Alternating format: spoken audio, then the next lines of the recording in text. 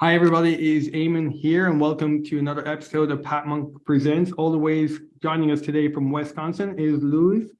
Lewis from Pearl Commerce. Welcome to the podcast. How are you? Thank you so much, Eamon, for having us. I'm doing great. Really excited to be here and appreciate the opportunity. No problem. You're very, very welcome. And for those who are maybe not familiar with Pair, maybe give us a quick download on Pair Commerce, why is you do and how you help people and businesses. Yeah, really, we're trying to bring the D2C playbook to the retail channel. Today brands, when they think of e-commerce, it's either going to be D2C, direct to consumer, or it's going to be pure play. And we believe that really since the pandemic, retail has become a channel that's worth investing in with modern e-commerce capabilities. But previously, it hasn't been available to brands because of either, the inventory data. You wouldn't want to spend money on an ad or invest real estate on your website to actively send someone to an out of stock. That's like spending money to piss off your customer. So you got to have an inventory check. You got to have the path to purchase to all of the retailers. There's thousands across the states. They're all regional. It becomes a very difficult job. So the shoppability piece is a big problem. In addition to the data piece, when someone bridges over to either a groceries e-commerce experience or a Target or a Walmart.com, brands don't know what happened. Definitely not mid-campaign. They can't tie any results to specific copy or creative or audiences or platform or any of these things that D2C brands are doing day in, day out with quick feedback loops to grow very quickly. And so our mission with tech and data partnerships with retailers is to try to bridge that gap and have kind of a third pillar of e-commerce, which is retail e-commerce. And then brands get to strategize, how do we balance D2C with retail, or balance pure play with retail with with direct to consumer, depending on their business model. Fantastic. And what kind of industries do you find yourself expanding into? Like, where's your main focus at the moment? Yeah, we're relatively new to the market, so we've been in market for about 2.5 years, and we've mostly focused on grocery, and mass merchandise. So that's the Walmarts and Targets, as well as Kroger, Ahold, and then there's a bunch of regionals, Publix and HEB and Fairway, Price Chopper, Wise. Grocery in the States particularly is fragmented from a retailer perspective. Shoppers are buying more and more local, and in Milwaukee there's a 4-store co-op up the street, which has a lot of the local market, and so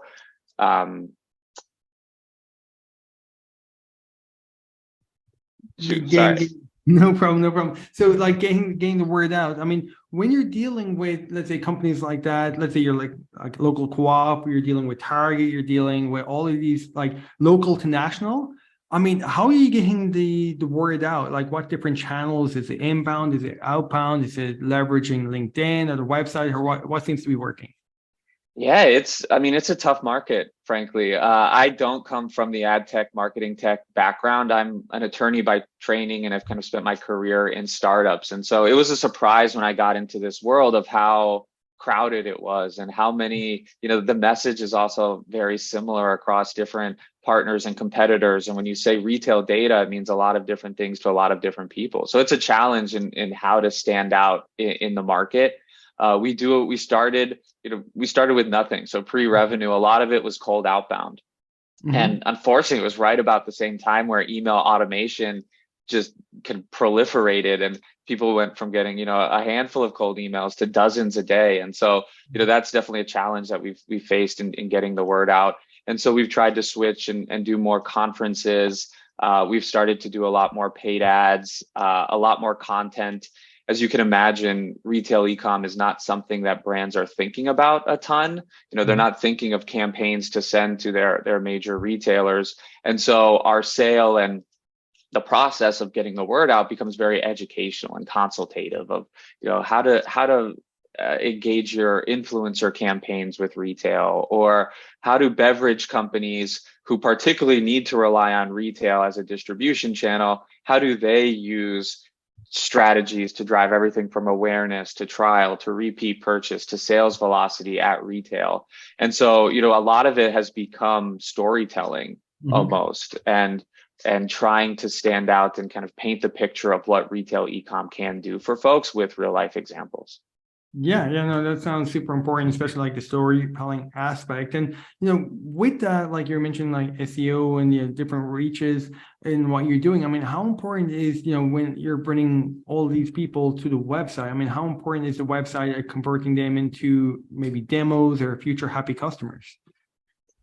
We are learning it's very important, actually. When we started, typical startup, there were a lot of things going on. Our website, frankly, was probably neglected a little bit too much. It was too buzzwordy. It was almost even too SEO driven. And as a result, I think our message was a little obfuscated, a little confused. And so we recently just launched it at the beginning of the year. We launched a new website and kind of the content that we wanted, not necessarily, it's still keeping SEO in mind, but not really optimizing for it to the extent that we did before, and optimizing for clarity and articulating the value props and the products and what to do and things like that. And in the difference of the results that we've seen in terms of inbound has been night and day, frankly. It was a couple inbound would come through to, now we're starting to get a steady trickle. And now as we combine, the website with ads and search and all of that fun stuff, we can continue to level up the website and the results from it. Yeah, definitely, definitely. And with this as well, like kind of switching gears a little bit and talking more about you, as leader, obviously head of strategy and growth at Pear. I mean, what keeps you busy on a day-to-day basis at Pear? Oh my gosh, what doesn't? It's fun because we are a startup, and we have product-led growth strategy by and large. And what that means is our two co-founders, they're both software engineers. And when we started, even last year, beginning of last year, we had one product, one and a half products essentially, and now we're up to five. And so, we've been able to evolve the mission and the positioning and the vision of the company, and that's changed a lot of how we want to be viewed in the market, and how we are positioning ourselves against competition, against trends, against value propositions, and so that's always been a big challenge in and of itself to again try to stand out. And what does it mean? And last time we talked to you, you're doing this and this. And so it's been a lot of fun, but the message has changed so much. Where we said we were a shoppable media tool a year, 18 months ago, which is just kind of trying to make your ads more effective and driving them to retail. And now we're able to say we're a retail e-commerce platform because we have store locators, and because we can put retailers directly onto product description pages. And then because we have the same tools that we had before, and because we just launched this Pair Connect product, which is bringing technology directly into social ads, there's more strategy that's involved and that's capable for the brands that we work with. And as a result, the message has gotten much more complicated, and just there's just cascading challenges that come with that, I think.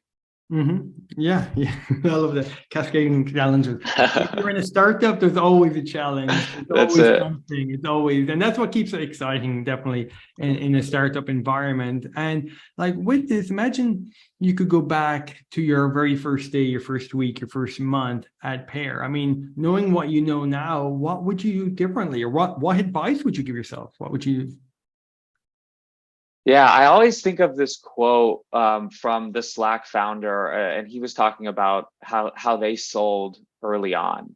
And the analogy he gives is, we started by selling saddles, and eventually we moved to selling horseback riding. And I think that kind of gets to the storytelling element we were talking about before, of like, you have to start describing the horseback experience of, it's going to be comfortable. You're going to be on a horse. You're going to see the mountain. The sunset's going to be there. You're going to be with your partner. We're going to have, a bottle of champagne at the end of it, to create this ultimate value of what am I going to get out of it, versus like, this saddle is really good. It's going to be comfortable. It's got the strongest leather. It's got the strongest buckles, where like that means nothing to me really as someone, as a buyer. And so as we think of how we're marketing and positioning and growing, that horseback riding element is super important. And that's what I would say early on, is like capture that horseback riding feeling and story, and whatever you can do early on. Even give the product away for free to get that one story that you could just hang your hat on and carry out, rather than trying to, the worst thing, and we've fell into this trap, is just, feature comparisons with competitors of like, we're better in this in A, B, and C, therefore you should go with us. Like, decisions don't really get made in that way, because there's workflows and there's contracts and there's personal relationships and all these things that go into a partnership way more than just the A to B pros and cons list. And so, the storytelling, what are you going to get out of this? The emotional connection to, let me help you win an award. Let me help you like do your job better. This is going to help your brand stand out because it's new, because it's exciting, because not a ton of people are doing it. And, tapping into that as quickly as possible, I think is the most effective. 100%. I agree 100%. It's like, stories sell, facts tell. It's just like, nice. Where's the story? Yeah. Where's the vision? Where is that? And look, thank you so much for being on the show today. I want to give you the last word because we're running out of time here, but I want to give you the last word. If people forget everything that we just spoke about, if there's one thing that you wanted to leave them with about Pear Commerce, what would that be? Retail e-com is a thing. Don't even worry about Pear Commerce. I just want to increase the narrative, the focus on it's worthwhile for brands to consider investing in retail e-commerce as a strategy of investing in media, of investing in customer attention, in real estate, to sending folks to your key retail partners. And there's the tech and data out there to make that possible today. Perfect. Well, cannot add to that. So thank you so much for taking the time to join us on the podcast today. And I look forward to hearing more things about Pear in the future. So that is it for today, folks. Look forward to seeing everybody on the next episode of Pathmonk Presents. All the best and bye-bye.